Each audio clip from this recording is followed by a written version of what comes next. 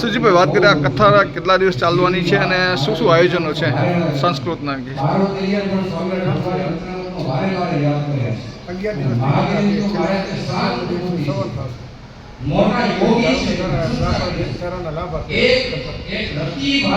શું આયોજનો હોય છે ખાસ કરીને?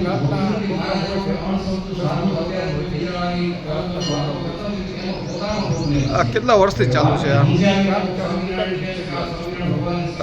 ગામના સહયોગી થઈ છે? શું નામ છે આપનું? આ જે કથા ચાલી રહી છે કઈ બાજુ કથા છે અને શેની છે, શું હેતુ છે? ઋષિ જનાર્દન ભુજ તાલુકાના શુભ અધિક માસિક પુરુષોત્તમ માસ નિમિત્તે છેલ્લા 40 વર્ષથી ઉપરથી દર ચોથા વર્ષે એટલે કે અધિક માસે મુંદેશ્વર મહાદેવના સાનિધ્યની અંદર જૂના વાસમાં શિવ પુરાણ જ્ઞાન યજ્ઞ 11 દિવસીય આયોજન થાય છે. આ આયોજનની અંદર ઉપરના તમામ ગ્રામજનો સાથે મળીને આયોજન કરવામાં આવે છે.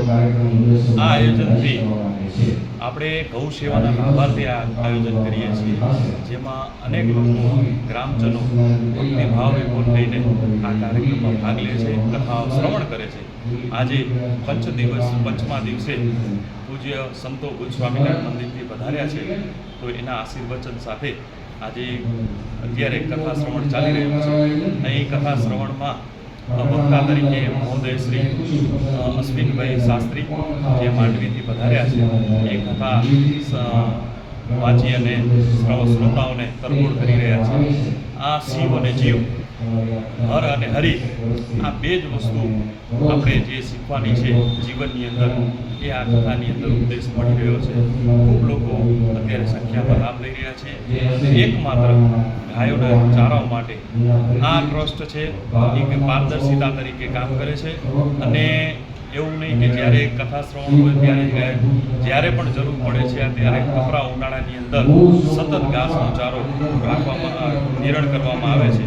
અને સૌ સાથે મળીને ભાવ વિભોર થઈને ગઈકાલે પણ શિવ વિવાહનું આયોજન થયું અને 11 દિવસ સુધી સતત લોકો આયોજનમાં અને કથા શ્રવણમાં ભાગ લઈ રહ્યા છે.